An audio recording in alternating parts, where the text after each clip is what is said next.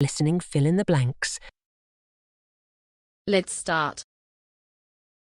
An eccentric citizen of communist Hungary, he had written a book called Bring Up Genius, and one of his favorite sayings was, "Geniuses are made, not born." An expert on the theory of chess, he proceeded to teach little Sasha at home, spending up to 10 hours a day on the game. Two more daughters were similarly hot-housed. All three obliged their father by becoming world-class players. The youngest, Judith, is currently ranked 13th in the world, and is by far the best female chess player of all time. Would the experiment have succeeded with a different trio of children? If any child can be turned into a star, then a lot of time and money are being wasted worldwide on trying to pick winners.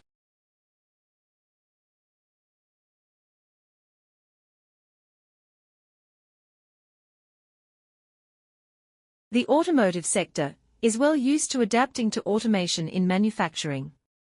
The implementation of robotic car manufacture from the 1970s onwards led to significant cost savings and improvements in the reliability and flexibility of vehicle mass production. A new challenge to vehicle production is now on the horizon, and, again, it comes from automation. However, this time it is not to do with the manufacturing process, but with the vehicles themselves. Research projects on vehicle automation are not new. Vehicles with limited self-driving capabilities have been around for more than 50 years, resulting in significant contributions towards driver assistance systems. But since Google announced in 2010 that it had been trialing self-driving cars on the streets of California, progress in this field has quickly gathered pace.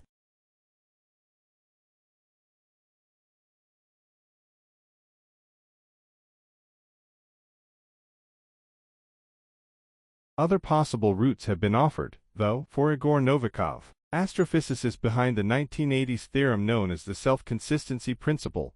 Time travel is possible within certain boundaries. Novikov argued that any event causing a paradox would have zero probability. It would be possible, however, to affect, rather than change, historical outcomes if travelers avoided all inconsistencies. Averting the sinking of the Titanic, for example, would revoke any future imperative to stop it from sinking. It would be impossible. Saving selected passengers from the water and replacing them with realistic corpses would not be impossible, however, as the historical record would not be altered in any way.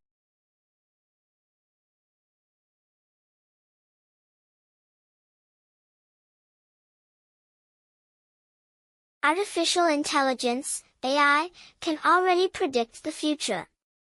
Police forces are using it to map when and where crime is likely to occur.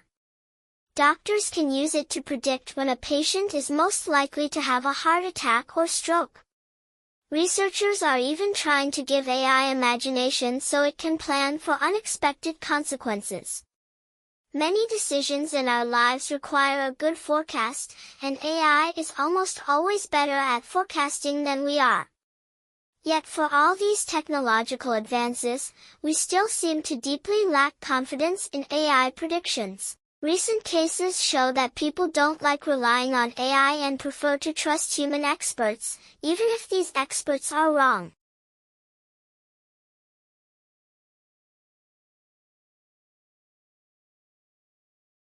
Researchers from the European Organization for Nuclear Research, CERN, in Geneva sent the neutrinos hurtling through an underground corridor toward their colleagues at the Oscillation Project, with emulsion tracing apparatus, OPERA, team 730 kilometers away in Gran Sasso, Italy. The neutrinos arrived promptly, so promptly, in fact, that they triggered what scientists are calling the unthinkable, that everything they have learnt, known or taught stemming from the last 100 years of the physics discipline, may need to be reconsidered.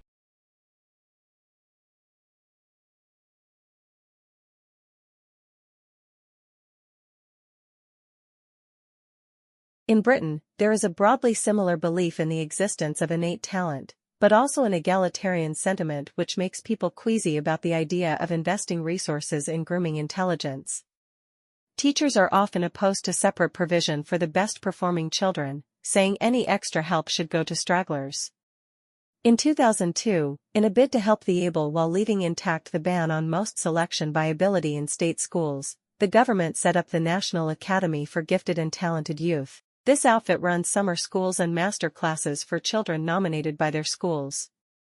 To date, though, only 7 in 10 secondary schools have nominated even a single child. Last year, all schools were told they must supply the names of their top 10%.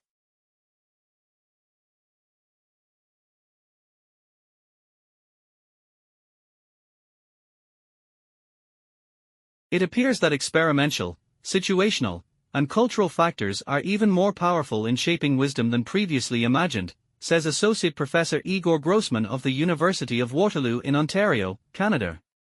Recent empirical findings from cognitive, developmental, social, and personality psychology cumulatively suggest that people's ability to reason wisely varies dramatically across experiential and situational contexts. Understanding the role of such contextual factors offers unique insights into understanding wisdom in daily life, as well as how it can be enhanced and taught.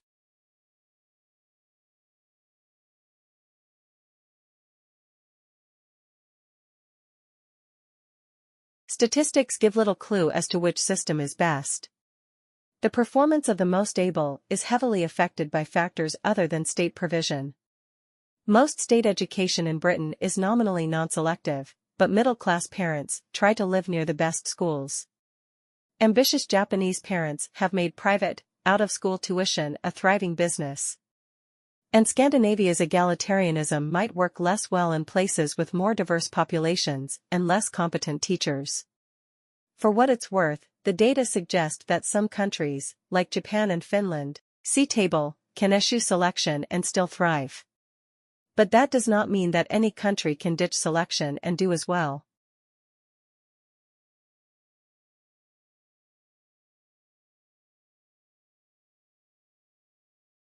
The cutting of huge figures or geoglyphs into the earth of English hillsides has taken place for more than 3,000 years.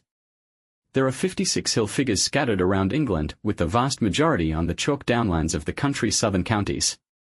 The figures include giants, horses, crosses and regimental badges. Although the majority of these geoglyphs date within the last 300 years or so, there are one or two that are much older. The most famous of these figures is perhaps also the most mysterious, the Uffington White Horse in Oxfordshire. The White Horse has recently been redated and shown to be even older than its previously assigned ancient pre-Roman Iron Age date.